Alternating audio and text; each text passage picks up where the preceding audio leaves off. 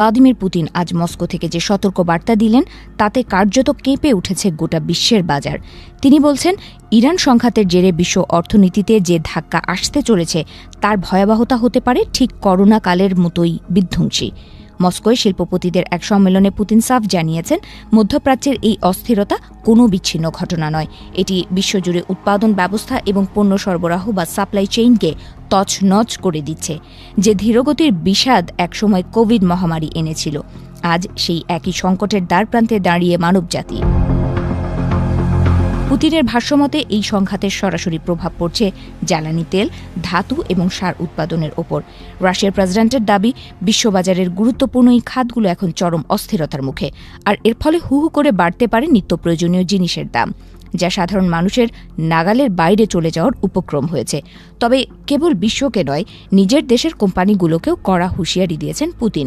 জ্বালানি তেলের বর্তমান উচ্চ মূল্যে যারা লাভের পাহাড় দেখছেন তাদের উদ্দেশ্যে তিনি বলেছেন, উদ্ধৃত টাকা উড়িয়ে দেবেন না, বাজারের হাওয়া যে কোনো সময় ঘুরে যেতে পারে, তাই হিসেবি হওয়ার পরামর্শ দিয়েছেন ক্রেমলিন প্রধান।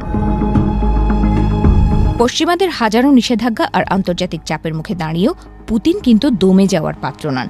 তিনি দাবি করেছেন, প্রচণ্ড ঝড়ের মধ্যেও রাশিয়ার সামষ্টিক অর্থনীতি বা ম্যাক্রো ইকোনমিক স্ট্যাবিলিটি বজায় রাখতে সক্ষম হয়েছে তার প্রশাসন।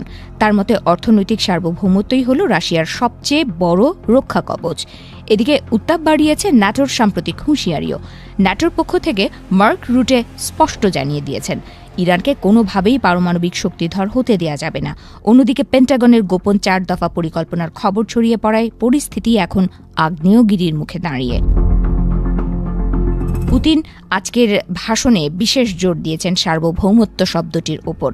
তিনি মনে করেন, পরিবহন, লজিস্টিক্স এবং আর্থিক পরিকাঠামোয় নিজস্ব নিয়ন্ত্রণ না থাকলে জাতীয় স্বার্থ রক্ষা করা অসম্ভব। তার এই বার্তা পশ্চিমা শক্তির আধিপত্যের বিরুদ্ধে এক প্রকাশ্য চ্যালেঞ্জ হিসেবেই দেখছেন বিশেষজ্ঞরা।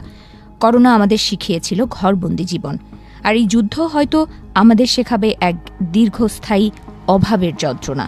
পুতিনের এই আগাম সতর্কতা কি কেবলই রাজনৈতিক চাল, নাকি সত্যি বিশ্ব এক চরম দুর্ভিক্ষের দিকে এগোচ্ছে?